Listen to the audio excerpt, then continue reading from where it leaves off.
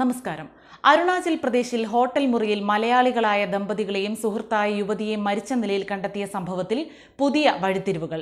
ജീവനൊടുക്കിയ നവീൻ ഒരു വൈദികനെയും 2 സുഹൃത്തുക്കളെയും മരണാനന്തര ജീവിതമെന്ന തങ്ങളുടെ ആശയത്തിലേക്ക് സ്വാധീനിക്കാൻ ശ്രമിച്ചുവെന്നാണ് പോലീസിന്റെ കണ്ടെത്തൽ. പോലീസ് പറയുന്നത് ഇങ്ങനെയാണ്: വൈകാതെ പ്രളയം വരും, ഈ ഭൂമി നശിക്കും, അതിനു മുമ്പ് ഹിമാലയത്തിലേക്ക് അഭയം തേടണം, അല്ലെങ്കിൽ സ്വയം ജീവനൊടുക്കി മറ്റൊരു ഗ്രഹത്തിൽ അഭയം തേടണമെന്നായിരുന്നു നവീനും ഭാര്യ ദേവിയും സുഹൃത്തായ ആര്യയും വിശ്വസിച്ചിരുന്നത്. അന്ധവിശ്വാസങ്ങൾ ഈ 2 പേരിലേക്കും പകർന്നത് ആയുർവേദ ഡോക്ടർ കൂടിയായ നവീനിൽ നിന്നാണ്.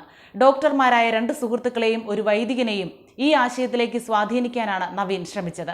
എന്നാൽ നവീന്റെ സുഹൃത്തായ വൈദികൻ ഈ ആശയങ്ങളിൽ നിന്നും പിന്തിരിപ്പിക്കാൻ ഇവരെ ശ്രമിച്ചു. പക്ഷേ നവീൻ ആ സൗഹൃദം ഉപേക്ഷിച്ച് അന്ധവിശ്വാസങ്ങളുമായി മുന്നോട്ടു പോയി. കരാട്ടെ ക്ലാസ്സിൽ വെച്ച് പരിചയപ്പെട്ട ഒരു അഭിഭാഷകനോടാണ് ആര്യ അന്യഗ്രഹ ജീവിതത്തെക്കുറിച്ച് നിരന്തരമായി സംസാരിച്ചത്.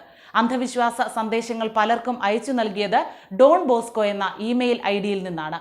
ആര്യയാണ് ഇമെയിൽ ഐഡിക്ക് പിന്നിലെന്നും പോലീസ് കണ്ടെത്തി. നവീൻ തോമസ് 2010 മുതൽ മരണാനന്തര ജീവിതത്തെക്കുറിച്ചും അന്യഗ്രഹ ജീവിതത്തെക്കുറിച്ചും പറയുന്ന വെബ്സൈറ്റുകളിൽ സജീവമായി ഇടപെട്ടിരുന്നുവെന്ന് പോലീസ് പറയുന്നു. 2016 ഏപ്രിലിൽ അന്യഗ്രഹ ജീവിതത്തെക്കുറിച്ച് പറയുന്ന മിതി എന്ന വെബ്സൈറ്റിൽ പണം സംഭാവന ചെയ്തിരുന്നുവെന്നും തെളിവുകൾ പുറത്തുവന്നിരുന്നു. മിതി എന്ന സാങ്കല്പിക കഥാപാത്രത്തിന്റെ പേരിലാണ് ഈ യൂട്യൂബ് ചാനലും വെബ്സൈറ്റും പ്രവർത്തിക്കുന്നത്. ഇതിൽ 2019ലും 2020ലും നവീൻ തോമസ് സംശയങ്ങൾ ചോദിച്ചതിന്റെയും അതിന് മിതി മറുപടി പറയുന്നതിന്റെയും രേഖകൾ പുറത്തുവന്നിരുന്നു.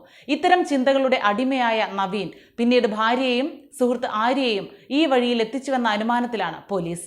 അന്യഗ്രഹ ജീവിതത്തെക്കുറിച്ചും മരണാനന്തര ജീവിതത്തെക്കുറിച്ചും ആര്യ നിരന്തരമായി ഇന്റർനെറ്റിൽ അന്വേഷിച്ചിട്ടുണ്ട്. ഇതിൽ നിന്നും കണ്ടെത്തിയ ആശയങ്ങൾ ക്രോഡീകരിച്ചാണ് പലർക്കും ഇമെയിൽ ഐഡിയിൽ നിന്നും സന്ദേശം അയച്ചത്. വ്യാജ പേരുകളിൽ നവീനും ദേവിയും മെയിലുകൾ പലർക്കും അയച്ചിട്ടുണ്ട്.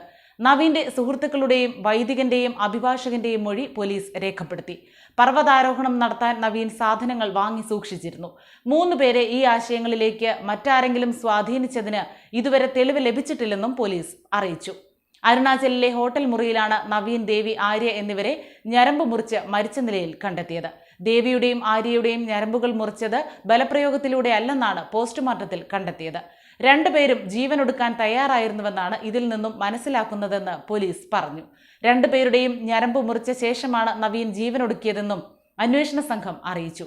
ആര്യയും നവീനും ദേവിയും തമ്മിൽ വ്യത്യസ്ത പേരുകളിൽ ചാറ്റ് ചെയ്തത് കേന്ദ്രീകരിച്ച് പോലീസ് അന്വേഷണം ആരംഭിച്ചിട്ടുണ്ട്.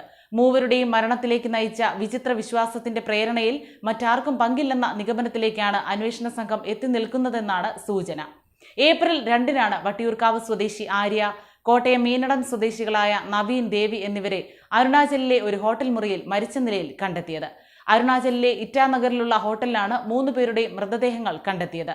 നഗരത്തിലെ ഒരു പ്രമുഖ സ്വകാര്യ സ്കൂളിൽ അധ്യാപികയായ ആര്യയെ കാണാനില്ലെന്ന പരാതി ഇക്കഴിഞ്ഞ 27-നാണ് വട്ടിയൂർക്കാവ് പോലീസിന് കിട്ടുന്നത്. തുടർന്ന് നടത്തിയ അന്വേഷണത്തിലാണ് ഞെട്ടിക്കുന്ന സംഭവങ്ങളുടെ ചുരുളഴിഞ്ഞത്.